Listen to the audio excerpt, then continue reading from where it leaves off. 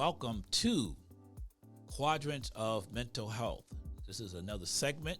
Last segment, we talked about self-care, your mind, body, spirit, and finances. I didn't go deep into it, but I just wanted to kind of broad stroke it and encourage you to practice that to develop a personal development plan. Now, for those of you who have children, for those of you who have younger siblings, especially those who have children, I always teach, you have two jobs as a parent. Your number one job is self-care. Put the mask on you. Take care of you. The second job you have is to teach your children values and standards. When you have children that have been traumatized, their brain has been rewired. Okay? They're not like other children. When you have children who live in high stress and high fear, you cannot parent them you would a child who sings Kumbaya every day and there's no stress in the home and they're making good grades in school.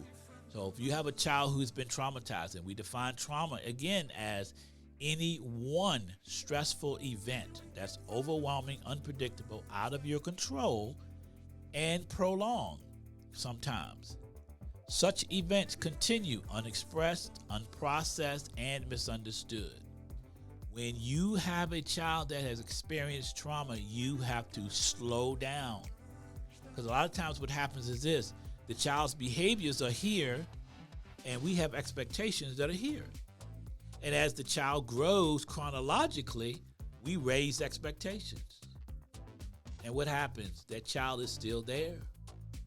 Because we need to lower expectations sometimes, and then help the child to come up to grade level, age level. Because in times of stress, people regress. So we have to teach values and standards. We have to teach children to value relationships with us. By nature, children think of three things: me, myself, and I. So if I want to teach my child to value relationship, I have to model that for them. And I'm going to say the word teach a lot, but when I say teach, I'm going to define it for you. We're going to define the word, give examples of the word, model the behavior, model what you expect them to do, catch them doing it. When you see them doing it correctly, you have to acknowledge it by praise. That's what we've been talking about. That's what we've been working on. You're doing it right. I'm so proud of you. Keep that up. That's what we want. That's integrity. That's respect. That's responsibility.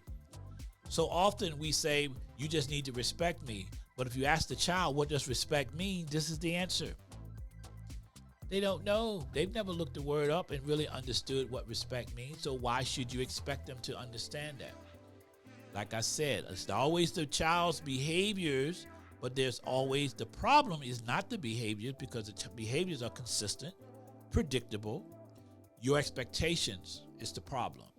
Okay, I know a lot of parents might wrestle with that, but that's where the problem lies, because you have to spend some time in the relationship working with this child, teaching this child. If it took them 10 years, 12 years, or 5 months to create a behavior pattern, it's not going to change overnight. So we have to put the work in, okay? You have to earn your relationship with your children. It don't just come through osmosis because they're in the room with you, because they live with you. You need to put the work in. So I'm going to encourage you to spend more time with your child who's problematic. Remember, I said this in previous videos, once again, say audios, but in previous videos as well. Behaviors is a language that states I need attention and I need to be taught. So often we want to yell, scream, cuss, fuss, and fight, but my child's behaviors say that they need my attention and they need to be taught.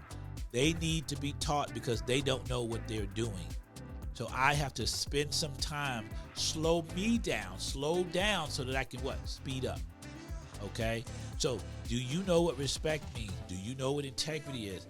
Do you know what accountability? Do you know what responsibility? I'm going to ask questions so that I can now Let's define the word. We'll say it again. Define it. Give examples that are age appropriate. Model the behavior. When I'm actually living that word, whatever that word is, I'm going to point it out to them. Did you see what I just did? This is why I did that. Now, when they do it correctly, we praise them for it. This process could take 3 or 4 months of teaching. Don't think that we can just do the Thanos glove and they get it, or we can snap our fingers and they get it the first time. Children learn through try, fail, adjust. We have to give them that, okay? Nobody learns to walk the first time they get up. They fall, they get back up, okay? The Bible says a just man will fall 7 times, but he gets up 8. So give your child a little grace and mercy when it comes to learning a new process, learning what a word means. They're not going to get it right the first time. But it's important within the context of that relationship that you, number one, learn their love language and spend the time with them, and also teach them yours. Here's a formula that I got from Dr. Post. He talked about 10 minutes in the morning, 20 minutes when the child comes home, and 10 minutes before they go to bed. So it's a 10, 20, 10 time frame of spending with your child every day. Yes, every day. Put in the work, put in the time. Now, if you have multiple children, you may need to cut that time in half. You may need to stagger that time, but you can't make it always about you. When you come home, conscious parents, you have to be consistent and persistent. And if you do it early in the child's development, if you do it when they're 4, 5, 6, 7, 8, 9, 10, by the time they're 12, 13, you may not need to do it as often. It's just maintenance from that point. But you have to be willing to spend the time, because if they don't learn these things from you, guess what? Their friends will teach them. The world will teach them. If you want them to have your values and your standards, then you have to put in the time. You have to put in the work. And a lot of parents are so quick to tell a child needs to stay in a child's place, but the child doesn't know what that place is when you pull them into your arguments, when you yell and scream at each other in front of them. They don't know what their place is. They don't know what their lane is. So we have to what? Teach. One more time. Teach. Define. Give examples. Model. Catch them doing and praise them for it. Acknowledge it. That's a process, okay? But you want to spend time with them, especially if they've been traumatized. You know, here's what most parents do. I believe in time in. Okay, I used to tell my kids, come here, you need some daddy time. Come sit beside me. Let's talk a while. Spend some time with them. But most parents, here we got a brain that's dysregulated. We got a body that's dysregulated, and we send that body and brain off to figure it out. We're going to put you in timeout. We're going to send them to your room, right? So now they got to figure it out on their own. But if you're regulated and the child is dysregulated, guess what happens when they come closer to you? They learn regulation. They learn regulation. But the opposite happens if they have to go and figure it out on their own. Now, their brain got to find a normal. We got to make sense of this thing. So now there's no teaching going on. There's no relationship building going on. That's why I always believed in time in versus time out. And a lot of people who have what I call psychology degrees, they'll tell you, yeah, I'll give them time out based on their age. If they're 7 minutes, 5 minutes, no, I'm going to give them time in based on their age. And what I found with my kids is when I did time in, sometimes they sat there a little longer. They weren't ready to leave when that 5 minutes was up or that 7 minutes was up, which was fine. But that's all about what? Building relationship. You earn relationship with your children by what you put in them, what time you spend with them. And a lot of parents don't do that on a regular, consistent basis. And that's the problem. That's when you start to have major issues within the home. And that's where the disconnect comes in. And that's when the parent wants to medicate the child because now he doesn't listen to me, but you haven't taught them to value relationship. Write this down if you don't have it. Rules without relationship leads to rebellion. I'm going to say that again. I teach y'all. I'm in my teaching mode. Rules without relationship leads to rebellion. So if you have a rebellious child, it's not really their fault, parents. It's because you did not teach them to value relationship with you. Because if they learn to value relationship with you, you will now have influence in their life. They will think about how it would make you feel if they did something before they just went out and did it. Because you taught them to value relationship. So you want to make sure that if you're going to have rules, make sure the relationship is solid. And the more solid and times you spend with that child growing, guess what? There's no need for a lot of rules. I've had parents want to do contracts with their children. Great, first step. But one of the bigger steps is, how much time are you spending with that child one-on-one? How much time are you playing games with them, meeting them at their level? Now, I'm an older guy. I'm not going to tell you how old I am, but I get along well with children, with little kids. I play Uno. I will go and do the tea party. I will do what they want to do, go outside and walk around and play games, versus some parents will say, going outside, get out of my face. Okay, you're teaching. What is the unconscious message you send to a child when you send them off to figure it out on their own? Because you're going to teach. Parents, you are teaching. You're either going to teach consciously or unconsciously. My suggestion would be to be consistent and persistent, predictable in teaching consciously.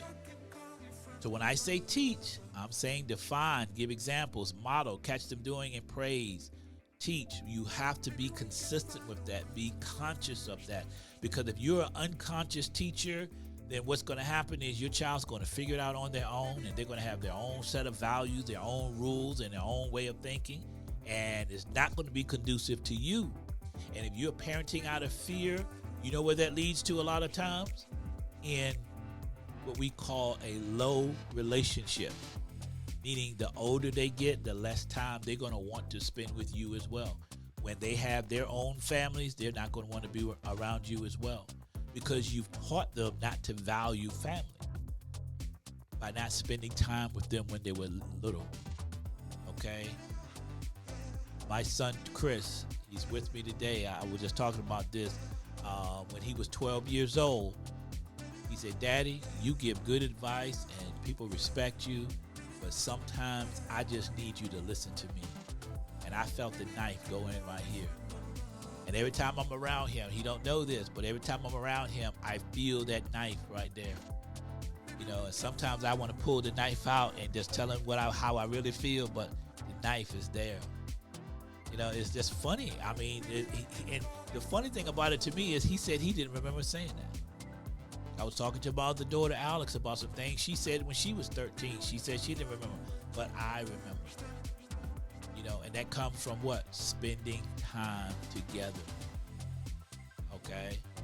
And when you have more than one child, it's more important that you spend time together with them individually, if at all possible. Okay? When you make a decision to have children, your life is not your own for a period of time. One of my favorite scriptures I used to say when they were younger was, it came to pass. It came to pass, because I knew what I was going through wasn't going to last forever. I just had to endure, from cooking, cleaning, baths, getting them ready for school, taking them to school, all those things. It didn't last forever. Okay, so spend quality time with your children. Find out what their love language is. Speak their language to them. Show them the kind of love that they need, and that will set you up for a quality relationship when you get older, when they get older. With that, we're done for today on this segment, and we'll see you next time with a new topic and new subject. God bless you.